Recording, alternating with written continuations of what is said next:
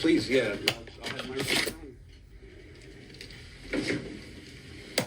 How are you, sir? Good. So, you didn't, I mean, that's a big plan. It is. You couldn't have just cooked that up like in the time since Jared Isaacman came into his office. Was this a plan that NASA had? This is, you have dozens of plans, just like generals have plans, and this was one that you guys have been working on for a long time and you pulled out, or how did this come about? We have been working on pieces of this plan for a long time. So a lot of people doing different things that we're basically stitching together now with really clear focus on the objectives at hand, which are land humans on the surface of the moon again, which is the first presentation you heard. And the second one is to build a lunar outpost. And we branded it the Moon Base. But yeah, things that we have been working on in different areas of NASA for a while now. And the Jared factor was changing focus and just complete priority to the key objectives we have and focus every kilogram, every human asset, every lab accomplishing that. And so it would be fair for me to write, it was disparate parts of the plan came together over the last 6 months to make this plan that you presented today. Would that be an accurate way to put it? How would you say that? Yeah, I would say different aspects of developing technologies, science, and basically exploring the moon came together into a singular objective of developing the outpost since the president's executive order, basically, that outlined that objective. Very good. You presented a lot of things as important, communications, infrastructure, logistics. Is there one challenge that's the hardest one, the lack of solar power, the temperature at the South Pole? Is there one challenge that you see as the biggest one in putting this forward? There's a ton of those individually. The thing that I think we need to address head on from the beginning is the cadence, is the number of assets, launches, and landers that we need to develop to accomplish this. I think we need to focus on that first. And then we will be able to deal with the challenges that we know are there to reach the moon. There's questions I had about, you discussed rovers to level play the ground, the excavators, that sort of thing. How do you prepare a landing site before you've landed anything? Is there a chicken and egg problem there? Okay. It is. It's not really about the landing site. Mm-hmm. I think we can do surface preparation to make the landing sites be able to be closer to where the moon base is. So it's not about the landing site. It's really about where you want to set up more permanent things, especially habitation modules that connect together. Aligning it. Let's say you want to put two hubs together, connected. Mm-hmm. Aligning those things on the lunar surface is going to be hard because, imagine if you just go to a hill and you try to take two buildings and connect them through a hatch port. Just the unevenness of the surface and all that stuff, challenging. Right. So the preparation, it may amount to, if we find the right area, it may amount to be moving rocks around. And then some leveling, so the locking at the docking alignment is easy. And then also we'll be going the logistics. Mm-hmm. There'll be rovers moving stuff around, so the easier the path that we make on this very rugged and hard to reach terrain, the better. And I wanted to make sure I had the numbers right with you. He had these nice charts, but I need to get it straight from you. So you're talking about 3-phase plan, basically from now to 2036, $10 billion each phase. So if I say it's a 10-year, $30 billion plan, I won't have anybody at NASA yelling at me that that's wrong. Let's see. So it's like 11 years. Okay. I need to look at this. Yeah, but it's about 10 years, okay. 11 years. If I say about, okay, yeah. All right. It's 2026 now, right?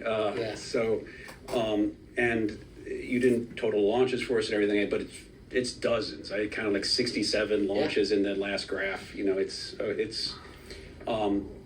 It I call this ambitious, would you call this ambitious? This seems Absolutely. vastly ambitious. Okay. It is very ambitious. Okay. Yeah, and part of, we're doing that deliberately. We really want to push. We want to understand what is the things that prevent or make that ambitious. Is it supply chain? Is it technology? Is it production capacity? What is that? And we're going to address it. And what do you see as the milestones for our readers to know that you're actually proceeding as planned? Like where will we know you're in trouble if we don't see that cadence? It seems like the first one, but in your words. I think for phase one is going to be achieving multiple successful landings over the next 2 years. So I definitely, we're going to work very hard to make the access to the moon reliable. And then transitioning to phase two, we want to, so the problem of getting there, hopefully we've overcome. In phase two, we really want to have some core technology infrastructure in place, including communications, power, and some sort of like surface mobility that's reliable and can do things like survive the night. That definitely phase two needs to achieve that. And then in phase three, we need to have a habitat with people living in it. So to me, those are the markers. And great, you're writing this thing for me. Thank you. Can you say something about the lunar regolith, the surface that you're dealing with? Our readers don't understand often that it's not like landing in a farm field in Kansas. This is meters of volcanic dust, stones, rocks, boulders. It's not kind, it seems to me. It is definitely not kind. And the additional thing is we're not trying to pick the flattest, best place to land. Otherwise, we will go to the equatorial regions, where the initial Apollo missions landed. We're actually after being in areas where there are craters with permanent shadowed areas. And those things are very hard to get to. For example, if you look at the Shackleton crater, twice the depth of the Grand Canyon, there's like ridges, connecting ridges around those that are interesting. And so anyway, that's where it's interesting to be at, because moving from a site that is easier all the way there is very complicated. So anyway, that's... Right. There's this hypothesis or idea that there's water resources at the bottom of these craters and that sort of thing, but your pictures don't show a moon base on the bottom of a crater. Is that phase 4 is getting to the bottom of the thing, or how do you see that? Well, we wouldn't want to put the moon base there.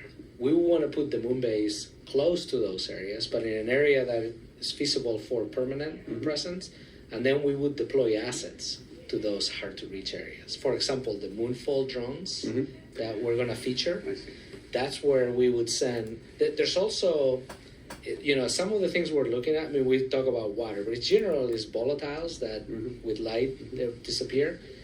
We also want to get there in a way that we don't disturb that. So we need to develop that technology. It could be that the drones could get there that way. Right. There was an article in Space Policy this month about sustainability in a lunar base. I'm sure you read it intently. But they talked about some people's idea of a sustainable, and sustainable isn't a word you used, but sustainable moon base means it's economic or financially successful or just technologically. But other people talked about in terms of the environment. People don't want the moon disturbed too much. Are environmental concerns about the moon something you're thinking about in this? Well, initially, we're going to be more concerned that we don't disturb the science we're going to go get. So we don't want to ruin a landing area that has a ton of scientific value and make it not interested for science, or the ability to be able to go back there again. If we pick a scientific rich area and we crash a bunch of stuff in there and nobody else can go there, that's what we're trying to avoid.